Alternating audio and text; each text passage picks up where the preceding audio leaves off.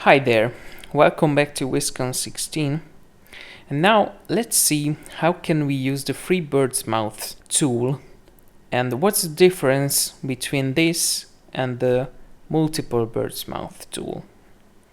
As you may already know, the multiple Birdsmouth is useful when you want to create connection, a little notch on your rafters, connecting it to a purlin. This is in the case of a single simple rafter.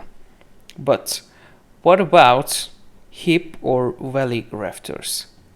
In this case, you have to use the free Birdsmouth option.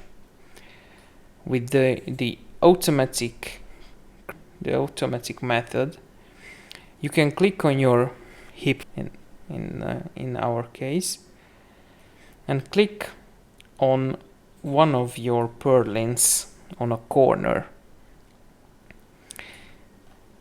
Now you can see that in our hip valley a little pocket has been made, and thus a connection is created. You can set the support surface. You can set a gap between your rafter and your purlin if you want to. The front surface as well. Or you can enable or disable the marking on the purlin. Let's go back to 0. And now we have a usual Birdsmouth on our hip rafter. But what about our valley rafters? You can make a Birdsmouth on your valley rafter with the automatic method again by selecting the rafter and the purlin. But as you can see, it makes only one groove, but of course we need a groove on the other side of our rafter as well.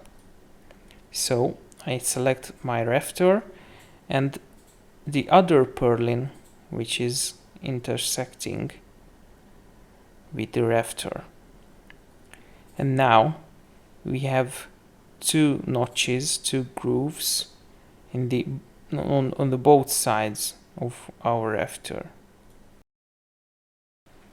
If I want to use the multiple Birdsmouth command on my hip rafter, then it only makes a single notch, a single cut, as you can see. It won't make the pocket which we need in our case.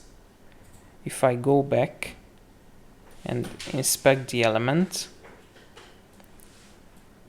we can see the little pocket which fits perfectly on this corner. So that's why we should use the free Birdsmouth command with hip or valley rafters. And this is the general difference between these two commands. And that's how you can use the free Birdsmouth tool in Viskon 16.